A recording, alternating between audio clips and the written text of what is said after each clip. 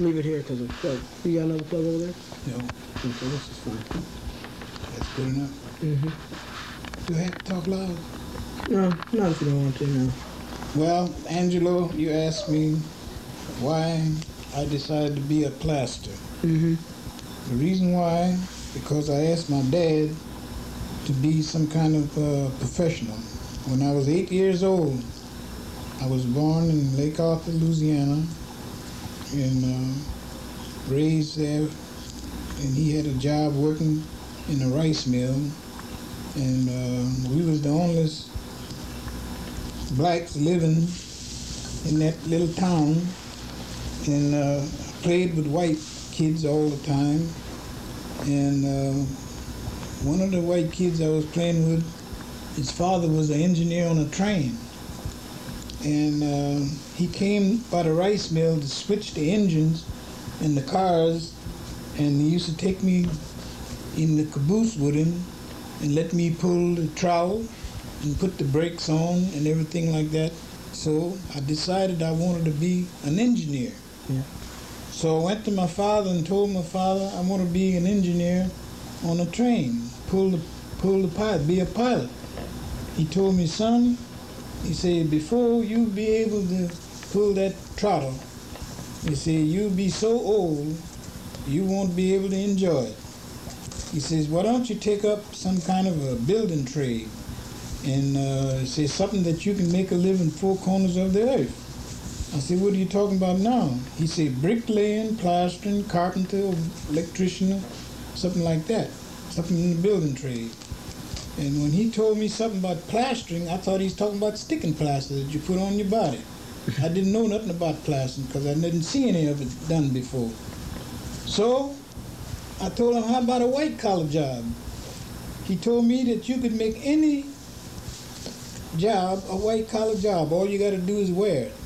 And you'd be such a professional as wearing a white shirt and tie that you can do the dirtiest part of the work in the world and still be clean. So that's what made me decide to be a plaster. Because I couldn't be an engineer on a train. And so I took up plastering after I was about 17 years old. A man hired me to help him on the job, cleaning up the buildings, and my father used to do building trade, so I went and bought me some tools, and every spare moment I had, I was putting plaster on the wall. So, could you turn it off sometime? Turn it off. So I started driving the truck, cleaning up the building, and my father told me, says, you just keep on, you'll be able to make a lot of money. And he said, I want to get some money just like those in Canada. At that time, they was paying, the plasters were getting, they was getting $6 a day. And laborers was getting $5 or $4 a day, something like that. But I found out the laborers was working harder than the plasters. So after I become a plaster, full-fledged plaster, I passed my examination. I stopped wearing this tie and shirt, and I lost about 3 jobs doing my professional because I wore a tie and a shirt, a white shirt every day. Architect came on a job one day and he asked me a lot of questions about some work, and the foreman saw me talking to this architect, and he came and he told me, says, listen, you have to take this tie off. He said, people come on the job, they don't know who's the boss. So he said, and if you don't take it off, you're not going to work here no more. So the next day I came on the job, I wore the tie, and he fired me. So that was about the 3rd job I lost because he fired me for wearing that tie. And I thought it was a terrible thing, but I kept on wearing it. And that's the reason your father wears that tie. It's a trademark. So. Yeah, well, it's a trademark, but there's very few people that did it, you see. And I remember once I was working in Indiana, and the union came by there, and the foreman told the union man, he said, listen, here's a guy who works with a tie, white shirt, no plaster on his shoes. He said, I'd like to put a write-up in the magazine, in the Union magazine, about what a neat guy this guy is. And they kept talking to me about it. This foreman kept talking to me about it, and said he was going to take my picture. He took the picture to put in the magazine, but they wouldn't let him put it in there because I was black. That's what really happened. It happened right here in Hammond, Indiana. Mm. So I said this because Roy, I tried to get them to be a plaster, and he wasn't interested. He took up airplane mechanic and everything. He went to war, came back. He couldn't get a job, so he had to serve 4 more years as apprentice to be a plaster. Mm. That's right. Your dad took up sheet metal, and he couldn't get when he got through with the union, wouldn't take him in because he was black. They wouldn't take your dad, he was black. Still, he was teaching some of the white guys from his school to do this type of work, but he couldn't get a union card to do sheet metal work. Then the Batke Plaster Company told me, he said, listen, I'll take him as apprentice. He signed him up for 4 years and took Rudolph in there, and when Rudolph got through, he served his 4 years as a apprentice and become a plaster. And Roy served 4 years and become a plaster on the Batke contract. He had so much trouble getting plasters because he was using color. And when they took Rudolph, they gave him the devil. The union gave him the devil and told him, say, why didn't you take a white boy? That's what they told your daddy. Mm-hmm. Why didn't you take a white boy? So I'll tell you all that to tell you this. The whole story of being a plaster, the reason why your daddy is a plaster, because he couldn't operate through the union as his sheet metal mechanic. Mm-hmm. Roy couldn't get a job as a mechanic. He couldn't do no flying because he was black. They wouldn't give him no job. And when he went to join the union, he had to go out of town to finish the trade and come back here, and they charged him $500 to join the union when the initiation fee was only $195. And that's what they made him pay, $500. They gave him a card. Mm-hmm. So the whole story was that he couldn't get in he was a lather, he couldn't get in the lathers union, and he couldn't get in the plaster union on account of that he was black. He had all kind of trouble about it. So I found out that this man used to leave me 4 or 5 houses and go on his vacation. When he come back, all the houses was through. And he was giving me $100 every 3 months as a bonus and $200 on Christmas. And some of the plasters say I was telling a lie. But I must have been turning out good work and a whole lot of work, because I never worked on hardly any jobs over 2 to 3 o'clock a day. That's right, I had my work done. I had one contractor told me, I wanted a recommendation. I was quitting, I was on a recommendation. He told me, I'll give you a recommendation, and here's what I'm going to put on it. So here's a hard, honest, working man. And they say, but if you can keep him on a job more than 6 hours, you'd be doing more than I could. But he give me 8 hours work in 6 hours. And that's the reason why he give me the bonus and $200 on Christmas, $100 every 3 months. Turn it off. Oh, Daddy said you were fast, because like he was talking about how you used to plaster the whole ceiling with quickset in one day. That's right. How long does it usually take? For a day? The other people to do the whole ceiling.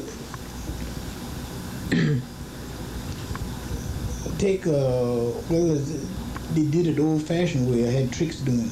Yeah, how for other people, how long did it take them to do it, and how long did it take you to do it? It took it more than 2 men to do a ceiling in a day. Yeah. I would do it in a day. I'd do it in 6, 7 hours. Mm-hmm. I used to do 6 and 7 hours. That's right. Oh, and what were the other people wearing when you were wearing your tie? They didn't have. I was the honest man on the job for Batke. I went to come here in Chicago in 1926. I was the honest man in the whole group. that wear a tie. Yeah. And What were they wearing? Blue jeans or what? no, they wear white clothes, white shirt and white pants. But very seldom I saw a guy with a tie on. Oh. Was that the bow tie you're still wearing? Yeah, bow tie. Okay. And everywhere, go ahead and put it on now. Yes, sir. Everywhere I went, from New Orleans to Chicago, every place I went, they knew me by my trademark. They used to call me Bow Tie Jack. You know the guy who wear a bow tie? He said they came on the job one day and they saw my bow tie and laying in the window. He said, I know Como didn't work today because look, his bow tie is here. And that's what's happening here. Oh boy, I had some time to get, but the guys didn't want me to get no publicity. No publicity. And that's why your dad is a good plaster, as good as I was or ever, better. And Roy is a good plaster, but Roy didn't care about wearing that bow tie because they sort of kind of kid him about it, you know? Yeah. So I didn't care. That's what I wanted to do. My father told me that I could wear a tie on any kind of jobs I wanted to, garbage, anything. And that's why I would. And that's the reason why I become a plaster, because on account I couldn't be an engineer on a train. That man in down south asked me to come and ride on his caboose, and he would teach me how to run this locomotive. And I did all that while I was a kid, but I couldn't see that I couldn't be an engineer. And I wanted to do that so bad until I found out that I could make money after I got into this plastering business. Found out I could make some money. More money. I worked 40 years taking care of my family, and I didn't know what was wrong that I didn't get no vacation. So after all my kids was raised and everything, my wife said, come on, let's go take a vacation. I went and took a vacation, come back. I bought me a truck, told the man I was quitting. He told me, says, you quitting? I said, yeah, I'm going to retire before I get too old and won't be able to work. He told me, come by the office. I went by the office. He gave me $200, gave me all the money he owed me. And that's when he promised, he said, anything I can do for you, let me know. And that's when I asked him to let Rudolph come in as apprentice to make him a plaster, and that's how he become a plaster. That's the story. And that's a good story. You can use that any way in the world you want, because that's true. That's really true story. Oh, what was your father's name? James Como. And your mother? Mother, Corinne Lawrence. Corinne Lawrence. Lawrence. Oh, tell how you got the name Babu. Babu, I got the name of Babu because my first little granddaughter, I was trying to teach her how to talk French. And she would be walking around here and I would tell her some things in French. She started saying sakalakamiga and lapa lapa lapa, and she finally said booty first. She said booty, and then she started calling me Booty instead of Babu or Roy or something like that. She couldn't say it in French, so she said Booty. What's Roy in French, Babu? No, I don't know what she was trying to say, but that's how she got the idea. You know what you're talking about. No, I don't know what she was trying to say, but that's how she got the idea. She's the first one started. Some of them called me Babu, some of them called me Booty, some of them called me Kiki, and all that stuff like that. It boiled down to Babu. And all the 28 grandchildren we have today, all of them call me Babu, or Booty, or Boo Boo. Betty right now call me Boo Boo. But I had a happy life with my kids. Yes, sir. They're all good mechanics. Every one of them in the family has got a trade. And that's the one thing I wanted to do. I didn't want to be ordinary labor.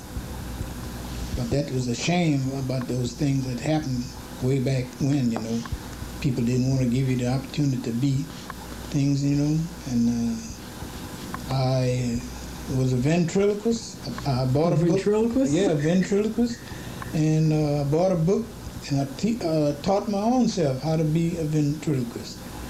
But after I was married and had all the kids, I couldn't go nowhere. I couldn't go in the show business. No, I couldn't go in the show business because I had too many kids to take care of. I had to stay home. Well, how long did it take you to learn how to be a ventriloquist? Oh, about 6 months. That's all? That's all, because I used to sing in in the choir, Yeah. and how I used to practice.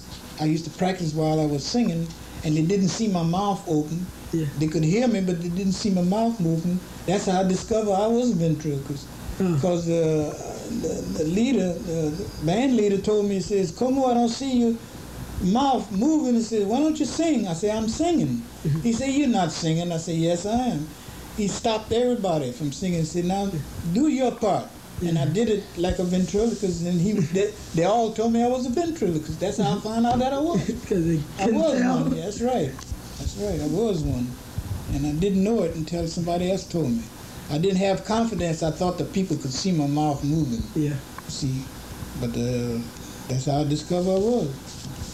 So what they did on the job, I had a government job at the quartermaster, and at one time in the city they would go around and put everybody on the air that had talents from a company, you know, like the steel mill company and some big chain store company would get all the people that had talent to go on Morris B. Sachs program, and then get maybe 5, 15 on the program on each week. Yeah. And when they came to the quartermaster, I was telling them the different things that I could do, and so they got a group together Yeah. to go to Morris B. Sachs. So when they had us to come for the tryout, we went to one night about 8 o'clock in the evening. We went out for the tryout, and everybody went up there and did what they're supposed to do. And I used to do imitations. You know, Yeah. I had about 7 or 8 imitations I could do. And when they got through, they told one guy in the booth, he said, "There's your winner. That guy gonna win this contest." Yeah. And so this is what they did. They took me out of the contest. They took me out of the contest for the Chicago Quartermaster Depot. I was representing the Chicago Quartermaster Depot. They took me out of the contest, and they told me they would let me come and compete with somebody else. I told them I didn't want to compete with somebody else. I wanted to compete with the people I work with. That's what I was supposed to do. But they thought that they was going to I was going to win it, so they said, "Take him out." They advised him in the booth. They told the people at the quartermasters, they take him out Because you're he's going going to to win. You're so see? good. So they let a guy win that had went to the army and came back. They let that guy win. He sung a song and they let him win. They give it to him. And then they called me afterwards. About 2 weeks later, they called me to come compete with another group, which I didn't win either, because I was the only black. Oh, so they let you win that one either. So I was really bitter about that, because I had that sewed up, see, with the quartermaster. So that's how that happened. And there's so many things, man. It's really terrible the way. What year was that?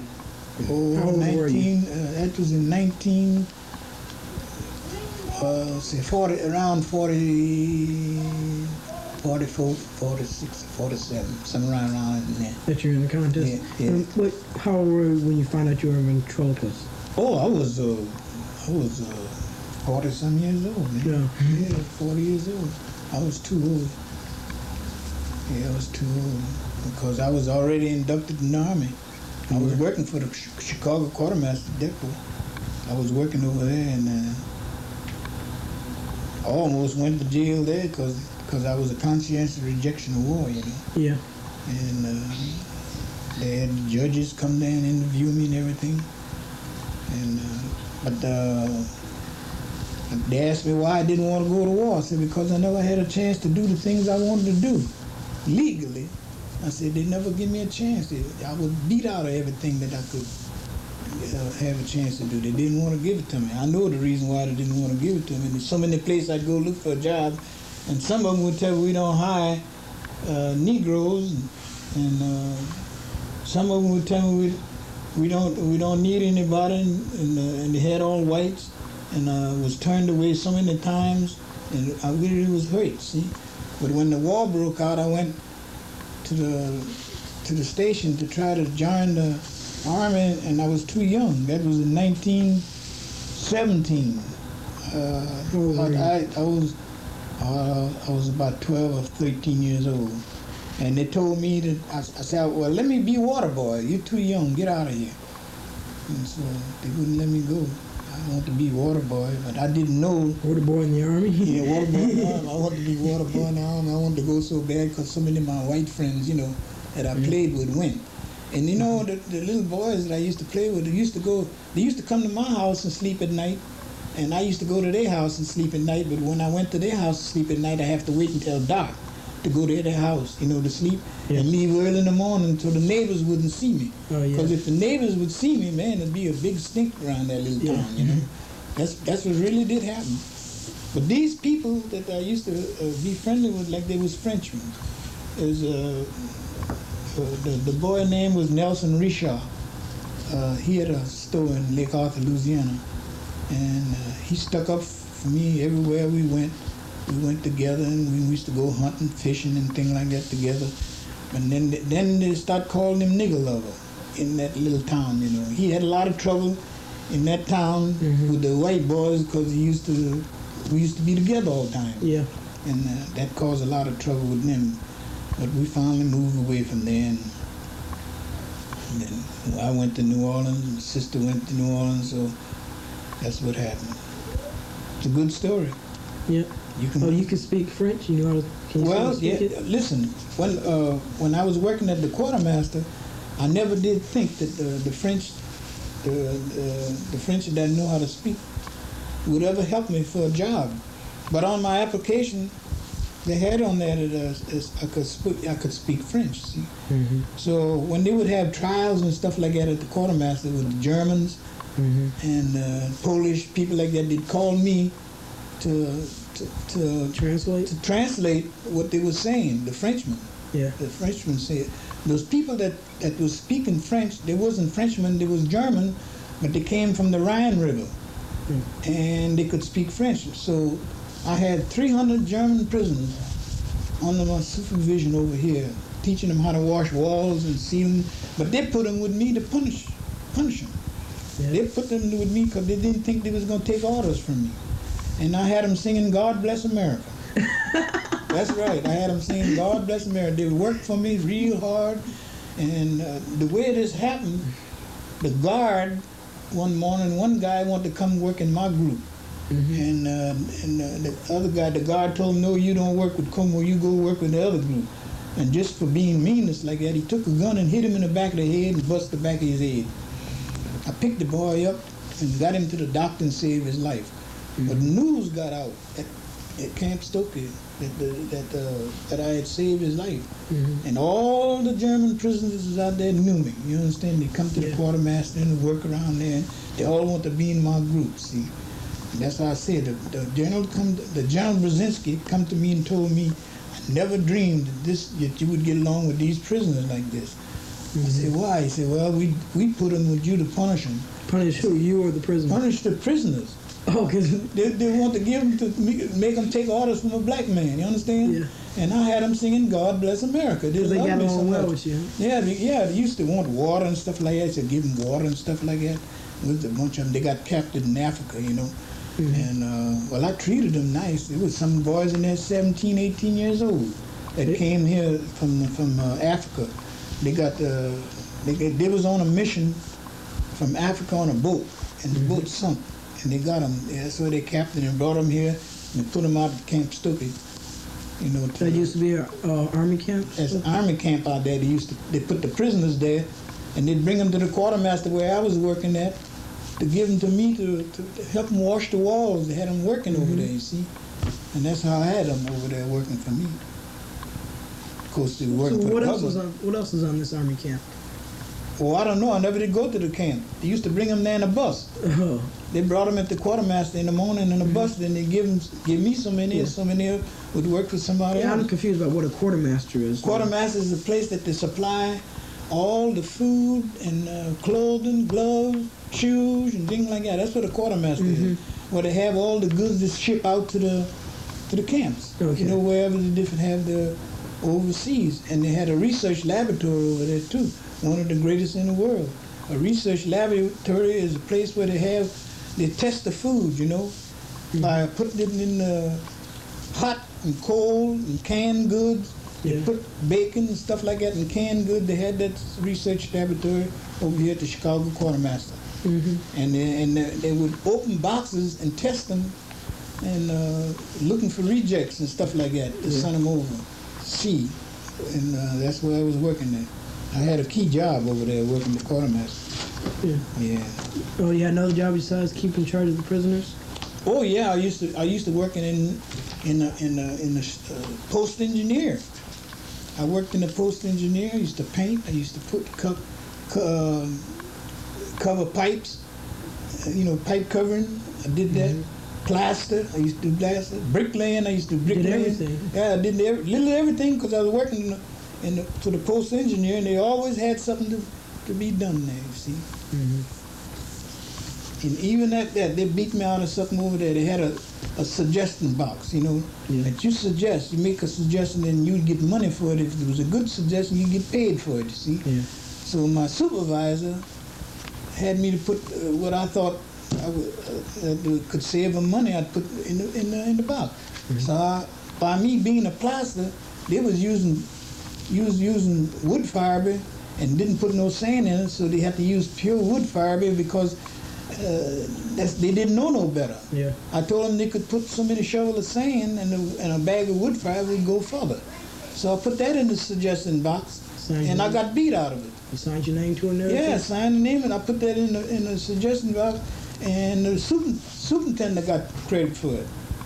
Oh, He took credit for He it. took your name out and just... No, he took the suggestion and turned it into the office instead of with my name on it. You understand? Yeah. He took the idea and turned it and beat me out of the idea. I went over there and they had some little jeeps out in the yard. Yeah. So I by me being a painter, I told them, let me paint one of them jeeps, and they let me paint the jeeps, and I painted yellow and black. And he said, why did you paint it yellow and black? I said, so you can see it coming. And they stopped painting all those trucks that were running around there yellow and black. You see, they took my idea and they used it, you see, but I didn't get nothing for it, see. So those kind of things like that, it got me. I just couldn't see how people would beat you out of something like that. I didn't get paid for it. They got the supervisor. But you know one thing, they're all dead now. Who? All them guys that did me all them supervisors? dirty tricks. They gone now. They're gone. When they started over there, I got a job, and when they got transferred from the inspection department to the post engineer, I got a job in there as doing the plastering and taking care of all the professional jobs like bricklaying, things like that. They used to send me on a job, even down to Merchants Yard and Martin, figure jobs, and turn in how much material they need, and things like that, and turn it into the superintendent. The superintendent bring it to the office, and he'd get the credit for it. You understand? And I told him how many days it would take 2 men to do the job, and it was beat me out of all that kind of stuff like that. So I was a plaster for over 90 days, and that would make me eligible to get this the Superintendent's job? No, not the superintendent job. That would put me in the static to get the full-fledged plaster job. As a civil service. I was supposed to get a civil service job. You know what they did? They hired a white guy and put me as his helper and give the white guy my job and put me as a helper. So what I did, I wrote to Washington about I didn't get my classification. And there came a lady by the name of Miss Lucy DeFano came here to the quartermaster to find out why didn't I get my right static on the paper. So when she came there, she didn't know who had sent for her to come there. I had about 5 or 6 guys lined up from go to the office and make a complaint, so they could get their standard, whatever they're supposed to be. That's the kind of thing that was going on. So they were scared to go to the office, but I didn't. Yeah. When I know they was having a meeting upstairs, I went upstairs and I opened the door and I walked right in the room. You did? And one guy grabbed me and said, "You can't come in here, you can't come in here." This woman said, "Wait a minute, I want to hear what he got to say." You understand? Mm-hmm. So I told her what they was doing. I said, "I'm supposed to be classified as a plaster." They hired another man and they got me on the classification as a plaster helper. And I've been a plaster since 1926. and says, in all these years I have a card, and they're taking my static away from me. And so that woman told them, say, you got to give this man this classification, or either hire another plaster. They said, because he's supposed to have this classification.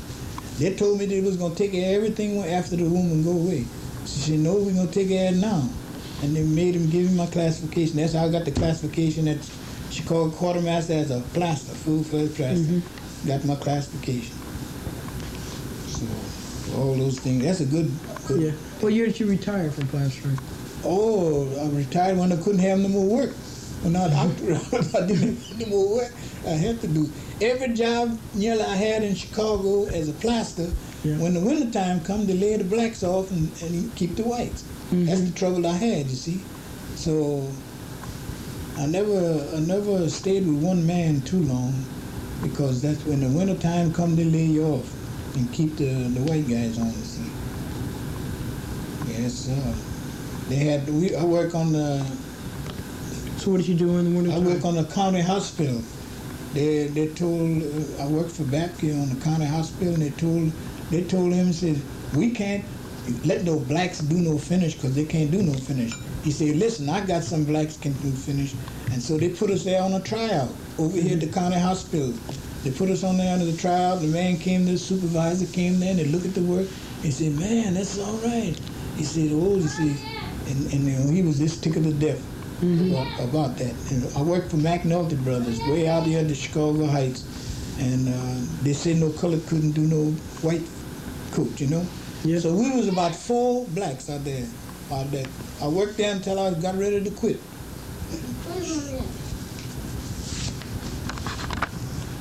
Yeah, we worked out in the Chicago Heights, 4 of us, 4 blacks doing white coat. And I worked there until I got ready to quit. McNulty Brothers, one of the biggest firm in Chicago. That's where that guy wanted to put me in the book, wanted to put my name and picture and everything, or show you what a wonderful plaster I was, what a clean plaster I was, one of the greatest. But I never got any publicity from that, never. That's it. Okay. Thank you.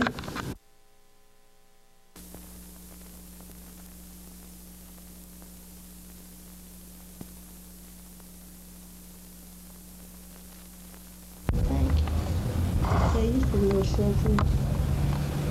And it recorded. Huh?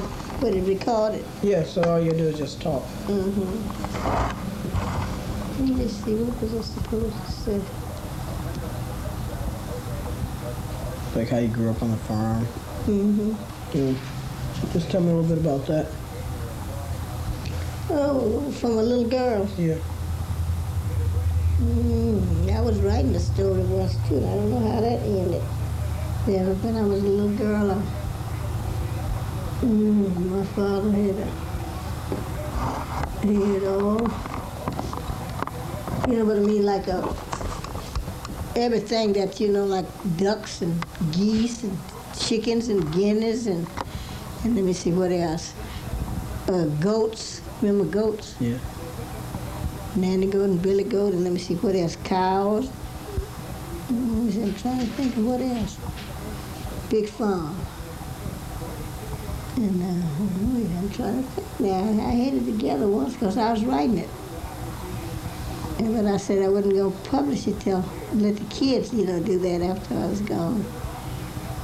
I can't remember. Where'd you put it? Huh? Where'd you put the story?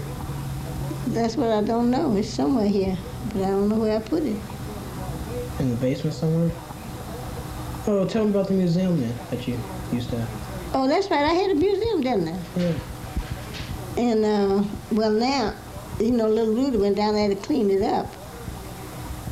And he took all, you know, all the stuff down, so he'd have to come in and fix his part, then I could finish. See, I can't do it until he'd come and fix his part. Yeah. I don't know what tell me why did you start the museum? Why did you start it? Let me see, where did I start it? Oh, I don't know. I was just always in the habit of saving everything, you know what I mean, and all kind of clippings. And it's a history of 50 years way back, you know, my business and my travel and You know what I mean? Mm. And all together. Yeah, tell me, well, some of your travels and where'd you go? Well, I went in '63. We went to Europe. Oh, you did? What'd you see? Well, I crossed London Bridge, and I saw that, what you call that, Effingham, what is that there? With the triangle that you stand under that, what is that tall thing? I got a picture of that on there, standing under that. Not the pyramids. That's No, it was called a Oh, Eiffel Tower. Eiffel Tower, yeah, that's what, I got a picture standing under that, and, I had a good history of my travel. And where else did you go? Uh-huh. Where else did you go besides Europe? We went to Spain, Madrid, Spain, Mm-hmm. and Lisbon, Portugal. Portugal? Mm-hmm. Where else? I'm trying to think, man. It's been so long I can't get it together, but I know we went to, let me see, what else? Madrid, Spain, Portugal, and where else did we go?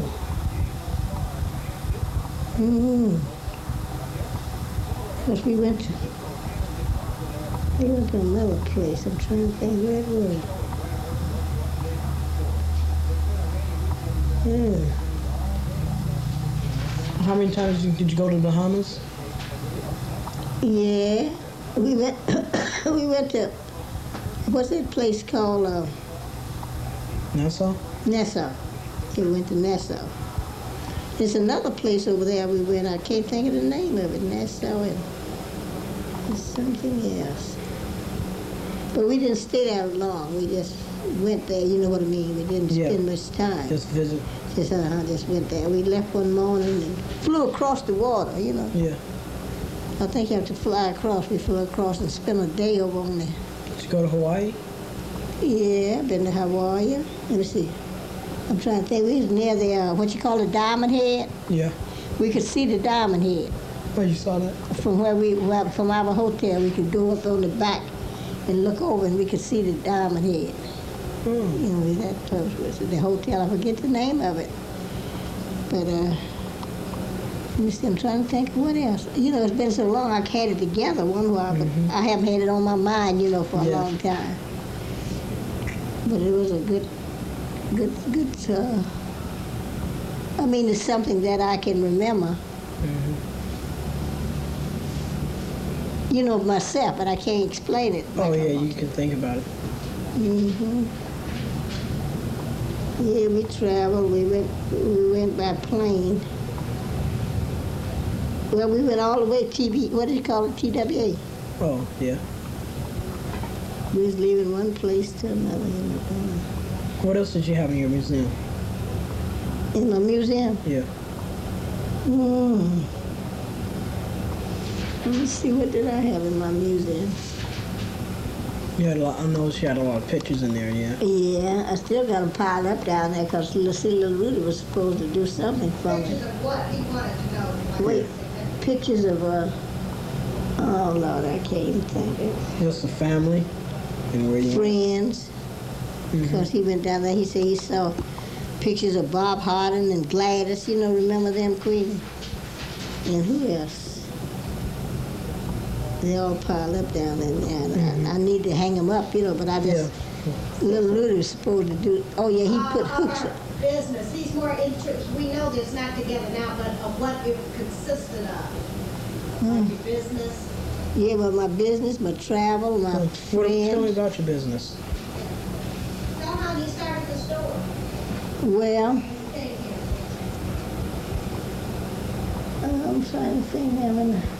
Oh yeah, I had a friend that had a little delicatessen, and she was a lady, you know, not a man, a lady friend, and she used to work in there, and I used to go and, you know, just, you see, then I was race conscious. I would go in there instead of going to the white store to spend my money, and I got my inspiration from her because I used to watch her. She was in there working, you know, and I'm trying to think now what happened there. Remember you told me one time where you had the store and one day you just made a little bit of money and more people started coming in. Oh yeah, it started off. I had a friend that was a spiritualist, and she took me to her, and that's what she told me. The woman told me all of this, before. That she saw me going in business, and she saw me being very. That's what she said. Very. They would like to go in trance. Yeah. She said, "I see you being very." That's what. Otherwise, maybe I wouldn't have went in. But after she told me that, Oh, yeah. I ventured into it. Mm-hmm. She said, "I see you being very successful, and I see your business growing by leaps and bounds." And she was in trance, telling me all this. And so I'm trying to think now, what did she do? Her name was Leela what? How'd you start off the business? Well, let's see. Oh yeah, I wanted to go see this woman. I told you that was a little woman. Miss Guyton had a little delicatessen, Yeah. and I got my inspiration from that. And so I combed the city looking for a place to start a business, and it was hard. Then I couldn't find where I'd go to be a business in the block, and I couldn't find nothing. Yeah. And finally one day, Robert come home from church, I think, or somewhere, and he told me, he said, "You want a business now?" He said, "I saw a place with a sign on it for rent." That was 36 and Indiana Avenue. Yeah. And I got up early that Monday morning, and the men, a woman couldn't rent a place. Yeah. And unless her husband signed for it. Yeah. And I got up right that early morning, and I went down to this real estate office, and I had a reference where I lived, 4312 Langley. An old man named Mr. Bryant, Colonel Bryant. And they called him, he recommended me so high. I needed two references. When I got there, I was going to another friend that had a grocery store over on the west side somewhere. Yeah. And when I got there, they told me I didn't need no more reference. This man had recommended me so high until I didn't need no more reference. And so he rented to me, and he didn't see Robert for a long time because anytime I wanted anything, like the place fixed up or anything, Yeah. I'd have to go to see him, and Robert would tell me, "Well, you better go out," because they wouldn't pay him no attention. Who? Robert. Yeah. And I was the one because, Isn't your name? yeah. And I'd have to go out and Dr. R.A. Williams it was, he was a millionaire. Dr. R.A. Williams, and he was my friend, then he had this Royal Circle Friend of the World. He was the head of that. Okay. And I joined and become a member. That's how, you saw the picture where I was crowned Queen of the Circle? Yeah. Did you ever see that? Yeah, when you were younger. Yeah, I saw the picture, newspaper. You were. Yeah. What was that thing? What was that Circle of the World? What was that all about? Well, it was just an organization that he started down in Arkansas. Oh, for businesses? I'm trying to think that Dr. R.A. Williams what he was, because he made he was a millionaire when he died. Don't you remember reading about it? I got a picture of it where they found all that money where he had saved up. But I never did feel right on him using the public to get rich and not doing nothing for them. You know what I mean? Yeah. Not putting it back into, you know what I'm trying to say. Yeah, give him the bet. Yeah, he took all, and was a millionaire himself, but he didn't Share a little. he didn't share it back to the people that made him that. When he died, see, they found all this money, and one man consul, he was a Bryant, Colonel Bryant, and his wife, they were members, and it killed him because he, with all that money there, and he didn't get none of it. Yeah. Didn't leave nothing for nobody but I think his daughter got it all. Yeah. And tell me more about the store. Yeah, so when I opened up this store, let me see, I'm trying to think now how it ever happened. I started off with, let me see, how was it now? You know, you searched the city for a place, and you finally found it. Yeah, I finally found it, yeah, because I was going all over. I just searched the whole, and I finally found this place, 36 Indiana Avenue. And I got up bright and early that Monday morning, was down there, and he rented it to me. You know what I mean? Yeah, then what you do once you got it rented out? I'm trying to think, what did I do?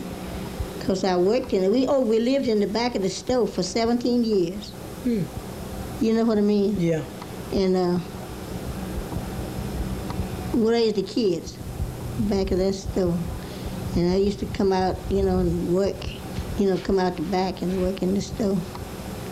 And I'm trying to think what else. What you have in the store? Well, it was a delicatessen to start off with, like fruits and things. Had the window with fruits. I remember when I first decorated my window, it was a Y, Y across the street, YW, with all the girls. Yeah. And it was a lady, the head of it, Miss Dr. Lawson's wife, Lula Lawson. She was my first customer. Yeah. When I put the lights on that evening, about 6 o'clock one evening, I put the lights on, and she saw it and come over, and I had oranges and apples, and, they had the window, decorate the window. And she come over, and she was my first customer. And then from then on, all the girls, come there. They'd come there every day and get the lunch, Yeah. And it was really, I don't know, I can't get it together, but anyway, I know they used to all come there and get lunch, and I got started, and it just grew to be a big place. Oh yeah. How big was it? Well, see, I lived in the back. Yeah. And I had a little place in the front, at first.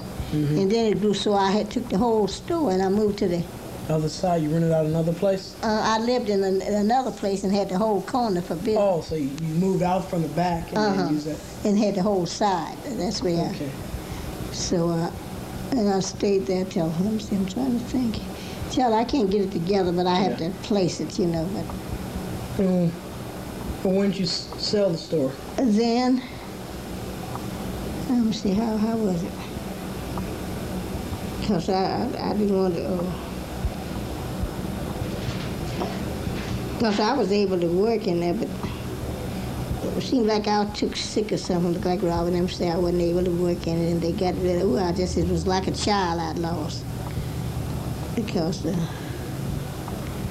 I'm trying to think how that went there. And what did you do after you lost the store? Well, I bought this place. Oh, you bought this apartment building here? I bought this home, see. Yeah. And after I got my home, then You just settled down? I settled down at home. Okay. And, Then that's when you started traveling? yeah, that's what I said. Then afterward, I started traveling. But I still wanted the stove. But my brother and all of them, they all, you know how people kick you. They kick me. You ain't got no business being there, and you do this and do that. But I was really capable of working there. But they got it away from me some way. I don't know how they did. Robert and my brother, they worked against me because they didn't want me to. And I'm trying to think. Then I started traveling. I went to You told me you went to Europe and Hawaii and Bahamas. And I went to Europe, went to 3 countries. I'm trying to say 3 countries in Europe. I'm trying to think what it was. Because I know we saw across London Bridge. That was in the Eiffel, what do they call the Eiffel Tower? Eiffel Tower, yeah. I stood under that. I got a picture, think of that now. And then I went. And when you came back, you started to a museum a little later? Yeah. Okay. Because I used to save everything, you know what I mean? Save all pictures of everything, from way back. Yeah. It's a 50-year history back from when I was and I just, just start to combine it, hanging it up, just papers and everything. Okay, that'll be plenty. Is that plenty? Can you do anything with that? Yeah, I can do a lot with that. Thank you.